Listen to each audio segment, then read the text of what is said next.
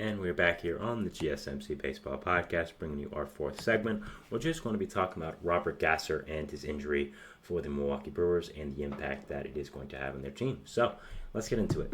So Robert Gasser, it was announced, I'd say a little while ago, that he had a pretty significant elbow injury and that there was going to be some checking out from a doctor about it, and the results really have not come back great. As we don't really know exactly what it is, but as far as we know, he's met with a few elbow specialists, which is never a good sign, because if you're meeting with a few, that means at least one of them, probably most of them, have said there's something really wrong and they should be getting a second opinion.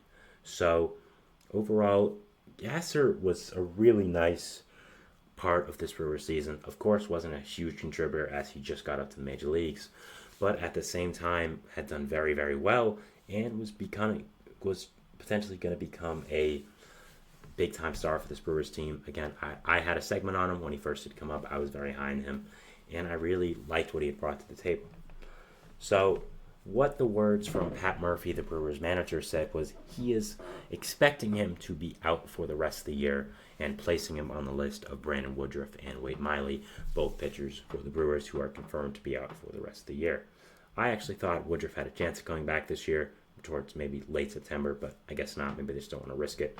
So, yeah, that's a really, again, significant blow to the Brewers team. And as much as I've talked about how well this Brewers team has done with the hitting core, surprising me, doing very well with expectations. I mean, right now they're doing very, very well in the NL Central and in that division. I mean, you look at these standings right now, they're first in the NL Central by 7 games. And the Cubs are good, the Reds are good, the Cardinals are good, the Pirates are good. Not like these are, bad teams. So they've done it very well. As much as they are doing well, the pitching depth is scaring me a little bit. You, of course, have Freddie Peralta, who brings a lot of value to you as your top pitcher. But at the same time, I don't really know if you can withstand after that. You had him, you had Joe Ross, Wade Miley, Robert Gasser, and Gasser is done for the year. Wade Miley's done for the year, and you don't exactly have the greatest amount of depth after that. Looking at a Brewers depth chart per se, you aren't going to see the greatest names or the most significant names that are going to help out with this Brewers team. I mean, look at the starting pitching core. You, of course, have Freddie Peralta, who's done very well, Colin Ray, who's done Aaron Ashby, who also is Tobias Myers, who's You also have Bryce Wilson. DL Hall is also injured as well for the Brewers, who have done very, very well. So if I'm a Brewers fan, I'm very worried about this team and worried about this overall pitching depth. Now, we've heard that they have been connected to some starters on the trade market. We've heard actually Jesus Luzardo of the Marlins has been connected to the Brewers, which I think will be a very, very interesting trade. And I also think that he would be a great fit in that organization, as they know how to develop pitchers and could help him with some of the injuries he's been having. You have some good prospects in this farm system like Tyler Black, Jefferson Guerrero, Jacob Mizorowski. I would think you maybe would have to part with Black if you wanted to get Luzardo, so that would be interesting. But I'm not sure if his value is that high this year because of the way he's been pitching, but still an amazing pitcher when he's on top. So, yeah, the impact right now on the Brewers is pretty significant. I'd say that I was looking at Gasser as one of the biggest bright spots of this entire year for me for this Brewers team. And, yeah, it is really unfortunate with how they have proceeded this year. So, also what I want to think about is the impact on Gasser's future. Now, we don't necessarily know if this is Tommy John or if this is just some kind of elbow surgery again. We've had some players like Jonathan Loaizaga, Spencer Strider have elbow injuries this year that are not Tommy John. They're just out for this year and not next year. So maybe that could be a situation like here with Gasser. We're, again, not sure because we haven't had anything significant. And it's still a possibility that he pitches again, but it's very minuscule at this point. When your manager is saying he expects you to be out for the year, that's kind of it, I'd say. I don't really think that's something you take lightly. So looking at Gasser and looking at his future, I'm not sure what the impact is going to be. I mean, we've seen so many pitchers this year go down with pitching injuries. I mean, it's been insane. And Gasser is just the next victim. And with the way he pitches, I'm not sure how he's going to be able to come back from a long rehab or a significant elbow injury this early into his career.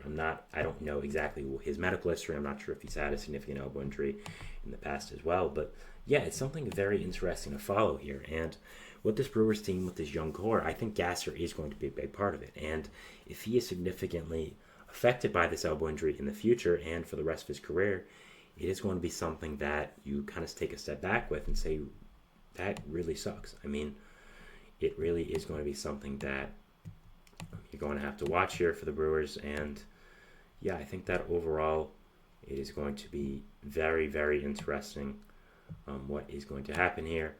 And yeah, I think that it's something to watch, because I think looking at next year as well, when I think the Brewers really were expecting to compete, you slot Gasser into that rotation pretty easily. He's going to be one of your big arms. You know, David Stern isn't with the organization anymore, but he traded Josh Hader to get him. It's not exactly like he wanted to just get rid of the best closer in baseball. No, he traded Josh Hader because he loved Robert Gasser as a prospect. He also loved Esteury Ruiz as a prospect, who they then flipped to get William Contreras. So done a really great job with this team with that trade. But yeah, just Gasser was the top prospect. The Padres came over in that significant Hader trade, and has been a player that Brewers fans have been wanting for the past few years now. So he's finally come up, done a very good job. And this is just a big gut punch here, and is something that is really going to have to be watched by the Brewers in the future now, and end up watching what does happen with him. So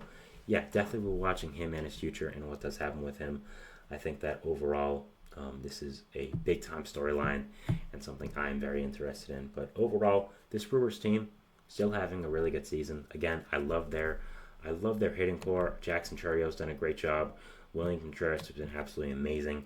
We had some contributors from other good young hitters as well, like a Sal Frelick. So I think overall this Brewers team has done really great. The bullpen as well has been amazing. Again, your rotation has been iffy, and now you're going to be a little tight on depth, but your bullpen has always been amazing. Even without Devin Williams, you have guys like Abner Uribe, Trevor Miguel, who have done really, really well out of that pen, and been a significant, done a significant job for you that has been really, really good. So overall, very excited, if I was a Brewers fan, about the future of this team. Even with Gasser being hurt, kind of a little bit of a gut punch, but overall, still excited and still think there's a lot to love here if you are a Brewers fan. So yeah, that is the end of our fourth segment here, going over Robert Gasser and his injury for the Milwaukee Brewers. We're going into our fifth and final segment, which is going to be talking about the most overrated player poll from The Athletic. This came out recently, and I did want to touch upon it and give my thoughts on the players up here. So yeah, we're going over that, and we'll see you after the break. So thanks, and bye.